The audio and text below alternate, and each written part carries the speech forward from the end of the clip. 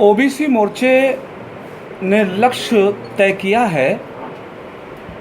OBC mission 2022 के माध्यम से अब की बार फिर 300 के पार का लक्ष्य लेकर ओबीसी मोर्चा उत्तर प्रदेश में अपने संगठनात्मक शक्तियों को अर्जित करने के लिए पिछड़े वर्गों के 10 करोड़ की आबादी में रहने वाले बड़े समाज को भारतीय जनता पार्टी की सोच सिद्धांत के साथ जोड़ने के लिए देश और प्रदेश की सरकार की उपलब्धियों के साथ पिछड़ों के मध्य जाकर अपनी बात कहते हुए संपूर्ण उत्तर प्रदेश में ओबीसी मोर्चा भारतीय जनता पार्टी को सशक्त और मजबूत करने के लिए प्रदेश के मैदान में है। और दूसरी बात, ओबीसी मोर्चे की आगामी रणनीति, प्रदेश के आगामी कार्यक्रम और तमाम योजनाओं के निर्धारण के लिए 18 सितंबर को ओबीसी मोर्चे ने प्रदेश कार्य समिति का आह्वान अयोध्या में होने के लिए कार्यकर्ताओं का किया है। यानी 18 सितंबर को ओबीसी मोर्चा प्रदेश कार्य समिति अयोध्या में करेगा, जिसमें प्रदेश के यशस्वी मुख्यमंत्री आदरणीय योगी आदित्यनाथ जी, प्रदेश के अध्यक्ष श्रीमान स्वतंत्र देव जी, महामंत्री संगठन श्रीमान सुनील बंसल जी और प्रदेश के यशस्वी उप मुख्यमंत्री श्रीमान केशव प्रसाद मौर्य जी सहित देश और प्रदेश की सरकार और संगठन के बड़े नेताओं का आगमन होगा। यानी 18 सितंबर से ओबीसी मोर्चा उत्तर प्रदेश में अपने कार्यक्रम को संपूर्ण रूप देने के लिए प्रदेश के अंदर निकलेगा। हम प्रदेश की सभी 403 सीटों पर सम्मेलन करने की तैयारी कर रहे हैं। प्रदेश के सभी 98 जिलों में रैलियां करेंगे, सभी 6 क्षेत्रों में रैलियां करेंगे। कुल मिलाकर जो लंबे इस 7 वर्ष के कार्यकाल में मोदी जी ने पिछड़े वर्गों के कल्याण हित के लिए जो फैसले लिए, उत्तर प्रदेश की सरकार में सर्वांगीण विकास की नीति को लेकर जो योगी सरकार ने फैसले लिए, उन सब फैसलों के साथ ओबीसी समुदाय को जोड़ते हुए भारतीय जनता पार्टी को आने वाले 2022 के चुनाव में फिर एक बार 300 के पार के लक्ष्य को पूरा करने के लिए ओबीसी मोर्चा उत्तर प्रदेश के मैदान में है। खुशी है कि ओबीसी मोर्चे के संगठनात्मक शक्तियों के माध्यम से आज पूरे प्रदेश में ये मोर्चा फल फूल रहा है और आने वाले समय में उत्तर प्रदेश की सरकार की सत्ता का निर्धारण इसी ओबीसी मोर्चा के माध्यम से होने वाला है, जिसके क्रम में आज हमने कांची क्षेत्र की बैठक भी पार्टी के ऑफिस पे रखी है। आशा है कि समस्त कार्यकर्ताओं के सहयोग से उत्तर प्रदेश को और समृद्ध खुशहाल बनाने के लिए 2022 में फिर से हम योगी जी के नेतृत्व में अपनी सरकार बनाने के लिए सड़कों पर आ गए हैं। प्रदेश कार्य समिति का निर्धारण होना है, देश प्रदेश के नेताओं का आगमन होगा, नीतियां बनेंगी, कार्यक्रम बनेंगे। विस्तृत योजना पर मैं आपको जानकारी विधिवत 18 के बाद ही दे सकूंगा, क्योंकि जो तय होगा वो बताया जाएगा। भारतीय जनता पार्टी का सामान्यतः सिद्धांत सबका साथ, सबका विकास और सबका विश्वास अर्जित करने का है।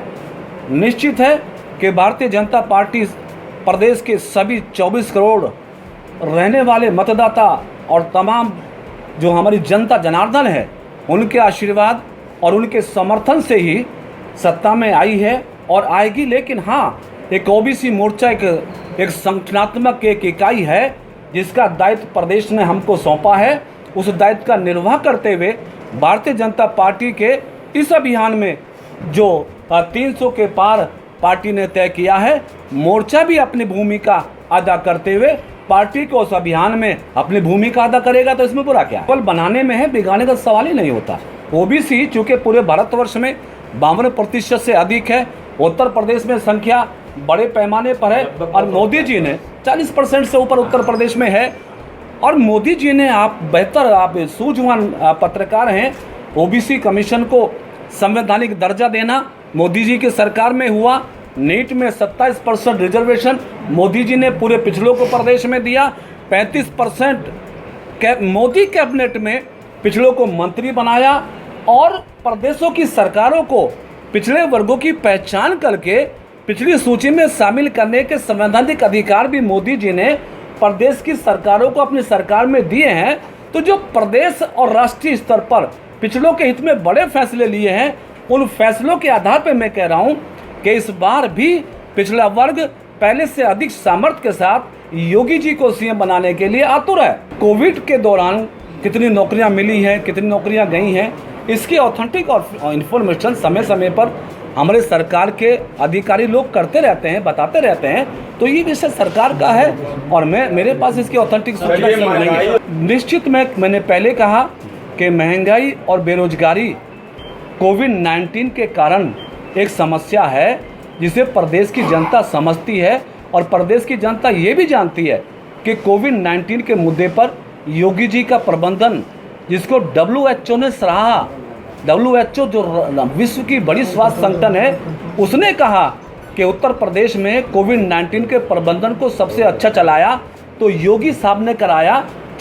ऑस्ट्रेलिया के मेंबर पार्लियामेंट योगी जी की सरकार के कार्यों की सराहना कर रहे हैं। तो प्रदेश की जनता ये जानती है कि योगी जी जितना बेहतर कोविड पीरियड में कर सकते थे उससे बेहतर किया है। वही बेहतरी योगी जी को फिर से सत्ता में लाने। कल की सूचना के मुताबिक कल भी हमारे प्रदेश में 80 लाख प्रदेशवासियों को कोविड-19 के से बचने के लिए वैक्सीन लगी है, यानी वैक्सीनेशन।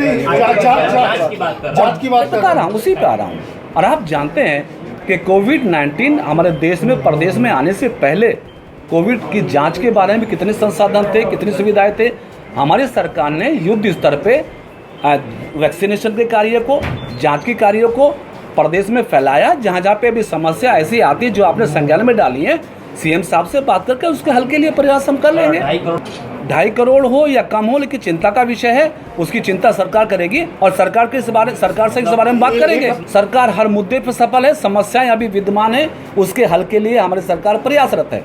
जो मेरे संज्ञान में नहीं है और मैं ये समझता हूँ कि मंत्री हो, MLA MP हो अथवा कार्यकर्ता हो, आपराधिक कृत्य में किसी को सम्मिलित नहीं होना चाहिए। ये तो हमारी मान्यता भी और आवश्यकता भी है। 1.5 साल से ज़्यादा हिंदुस्तान नहीं, पूरा विश्व कोविड-19 की चपेट में है।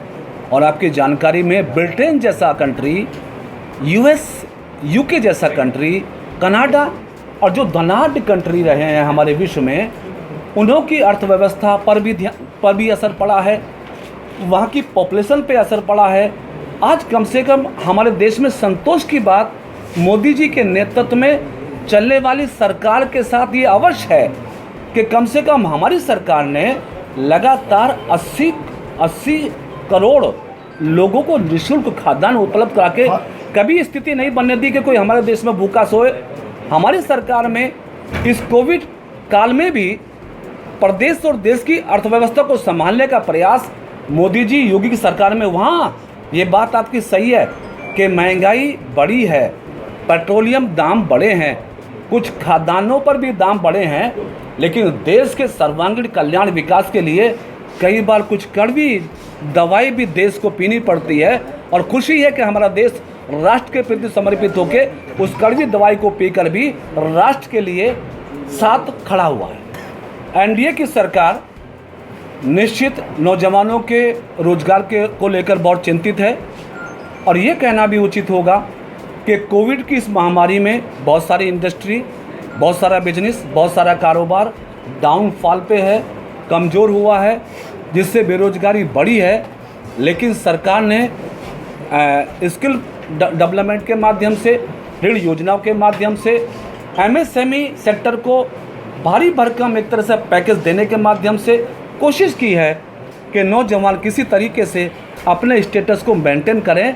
लेकिन देश के लिए अभी बहुत सुखद समय नहीं है कोविड-19 के कारण, लेकिन धीरे धीरे हम इससे निकल रहे हैं। रोजगार के अवसर भी बढ़ेंगे और नौजवानों को और भी रास्ते मिलेंगे। पेश है न्यूज बकेट हिंदी मासिक पत्रिका। पढ़ें इस महीने की पूरी खबर विस्तार से हमारे न्यूज बकेट की मैगजीन में। हमारी मैगजीन को मुफ्त में पढ़ने के लिए अभी लॉगिन करें www.newsbucket.in पर। इसके अलावा रोज की ताज़ा खबरों के लिए हमारे YouTube चैनल को तुरंत सब्सक्राइब करें।